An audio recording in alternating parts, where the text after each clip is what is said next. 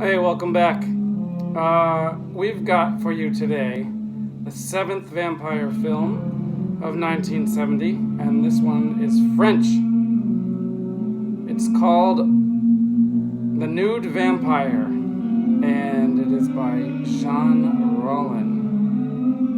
So, not only is this one of the few French films we've seen, but this is the weirdest film that I have seen from 1970 so far. Even weirder than Multiple Maniacs, which I am pretty surprised that I can even say that, because that was far weirder than everything else we talked about so far.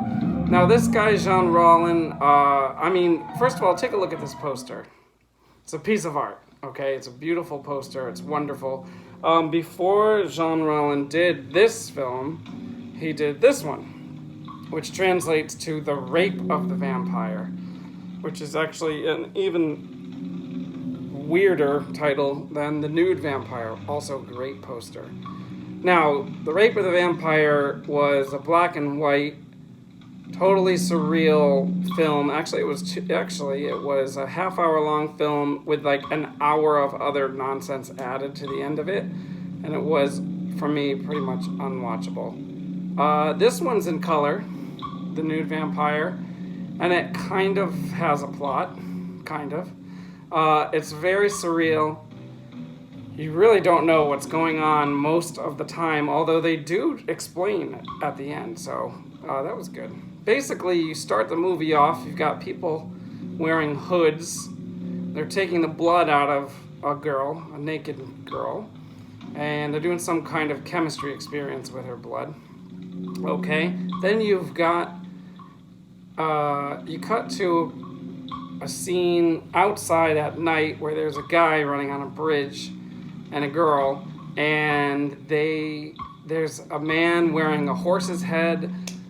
Actually, I don't know if it's a man. It's a person wearing a horse's head, a person wearing an owl's head, a person wearing a deer's head, and a person wearing a cow's head, and a person wearing a chicken's head, and they're kind of going out and capturing this girl. Well, it turns out that they believe the girl is a vampire, and they're also running a suicide cult because that's the way they're feeding her the blood. She doesn't go out and to get blood on her own. So, that's basically the premise. I'm going to say this one's a 4 out of 10. They're really not going for a typical goal of having a good or successful movie. It's really a work of art, but unfortunately, it's an hour and a half long, and it's not that interesting. The beginning is the coolest part, and then they kind of put a story into it and pretend like there's some kind of purpose.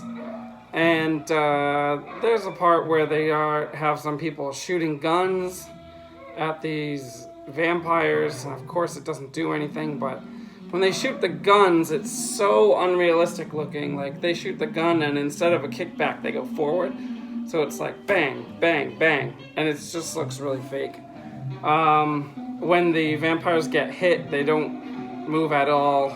They don't seem to have any impact hit them. Anything like that. So I don't think it's very well done. If it was a metaphor for something, that would be cool. If it is a metaphor for something, I totally missed it. But the fact that they give a logical explanation at the end of what is going on, it doesn't seem like it is metaphorical, even though it is highly artistic. So I'm going to say 4 out of 10 because it kind of looked cool.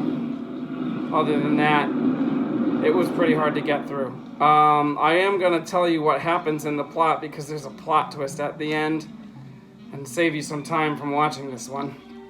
But basically what happens is there's this suicide cult. They reel people in. They drain the people of blood. They feed it to this girl because the girl is immortal. They figure out this girl's immortal, so they assume she's a vampire. But she never says anything about wanting to eat blood. They just feed it to her. And so what happens is that it turns out at the end, she's not a vampire at all. They figure this out because they try and assault her with a cross, and it doesn't do anything. These other people show up, and they're also immortal.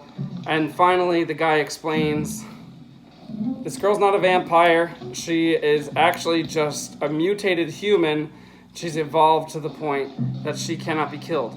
She cannot die. She's immortal. And soon all humans will be immortal because all of the mortal humans will die and only the immortal ones will be left.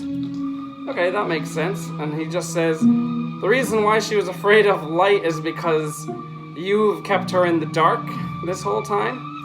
She's never seen light because you never allowed her to see light, but it doesn't harm her whatsoever. And they bring the girl out into the light. And then they say she doesn't need to drink blood. You've just been feeding her blood since she was a baby.